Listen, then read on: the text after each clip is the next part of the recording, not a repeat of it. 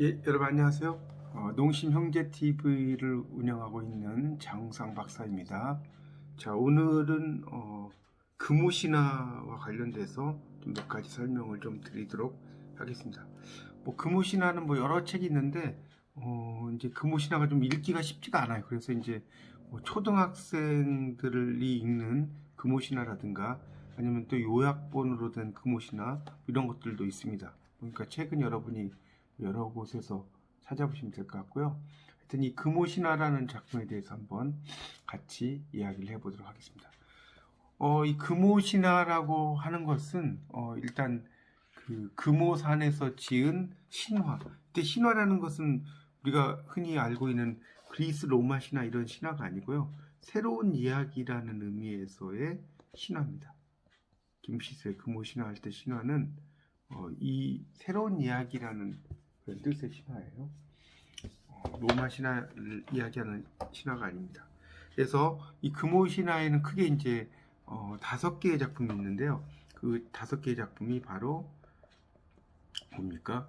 이렇게 있습니다. 그래서 이 5작품을 이렇게 외우는 방법은요.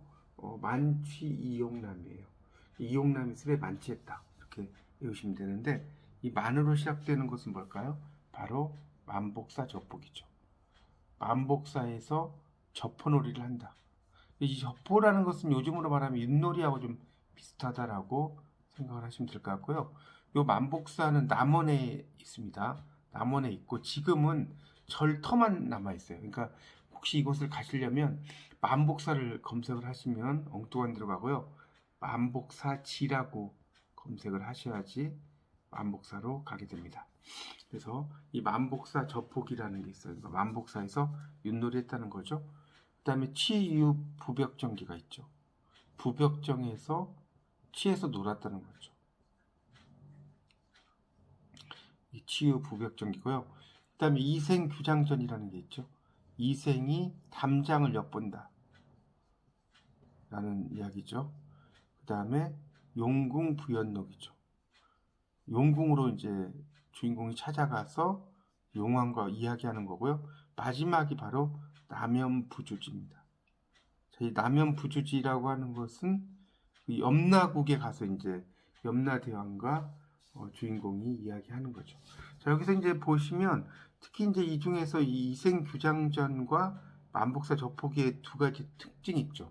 자, 이거는 이제 흔히 명혼 소설이라고 하는데 죽은 사람과 사랑하는 이야기죠. 그리고 이 만복사 접포기와 이생규장전에서의 주인공은 다 남자죠. 남자 주인공이고 또 여자 주인공은 죽은, 그러니까 남자는 살아있고요. 여자는 죽은 거죠. 산 남자와 죽은 여자의 사랑 이야기다 이렇게 보시면 됩니다. 그래서 이 만복사 접포기라고 하는 거라든가 이생규장전을 보면 이런 살아있는 남자와 죽은 여자의 어떤 사랑 이야기가 등장을 합니다. 자, 그것은 결국은 뭐냐면 생육신이죠. 이 김시습은 생육신인 김시습이죠. 자, 이 생육신인 김시습은 두 작품에 있는 주인공 남자라고 볼 수가 있겠죠. 그리고 이 작품에서 이제 죽은 여자, 자, 죽은 여자는 결국은 사육신다라고 볼 수가 있습니다. 자, 그래서 결국은 이 김시습은 생육신으로서 이 사육신의 영혼을 위로하기 위해서 이렇게 만복사 접보기를 썼다고 볼 수 있겠고요. 이것은 이제 그 당시에 수양대군의 어떤 검열이 있었겠죠. 제도권에 이 검열을 피하기 위해서 이렇게 이제 만복사 접보기를 썼다라고 볼 수가 있겠습니다. 그래서 특히 이제 만복사 접보기에서는 이 주인공의 양생이 여인을 이제 점지해달라고 부처님에게 찾아가는 거죠. 그러니까 부처님이 이제 그 동상에서 이제 영혼이 나타나서 양생에게 네가 나하고 접혼을 해서 나를 이기면 너의 소원을 들어주겠다 라고 했는데 결국은 누가 이기겠습니까? 당연히 양생이 이겼죠. 그래서 양생의 소원 이루어지죠. 자, 밖에 나가 보니까 한 여인이 이제 그 만복사에서 탑돌이를 하고 있었죠. 탑을 계속해서 돌고 있었죠. 그래서 이제 그 여인과 결국 사랑에 빠졌고, 나중에 이제 그 여인의 집으로 찾아갔는데 그 여인은 사라지고 이제 그 부모님들이 제사를 지내고 있었다는 거죠. 뭐 그런 내용이죠. 그래서 이제 그 양생은 결국은 초가를 짓고 그 여인의 뼈를 다 이제 그 매장을 해서 이렇게 계속해서 죽을 때까지 그 여인에게 제를 지내면서 추모했다. 뭐 이런 이야기가 바로 만복사 적복입니다. 그래서 여러분이 이런 그 작품, 김시습의 작품, 이게 다 한문 소설이거든요. 그러니까 김시습의 만복사 적복이는 어떤 평가를 받냐면 우리나라 최초의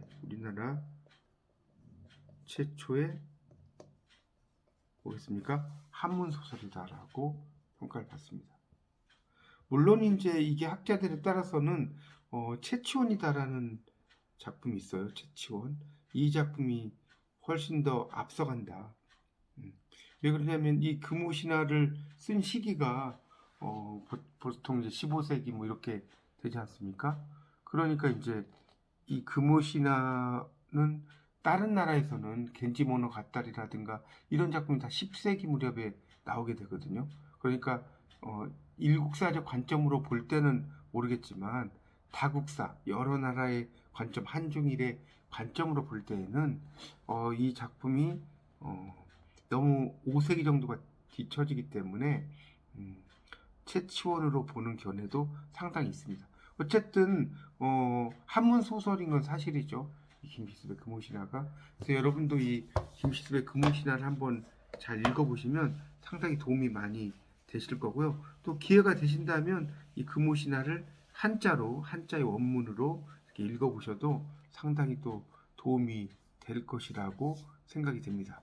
뭐 이제 금오신화 말고도 뭐 이생규장전 같은 경우도 계속해서 한 여인을 사랑을 하는데 그 여인과 결국은 이제 그 여인이 죽은 여인이고 나중에 또 그 여인을 추모하게 되는 뭐 그런 이야기가 이생규장전에 나오게 됩니다. 이 최랑이라는 여인과 이제 사랑하는 그런 이야기죠.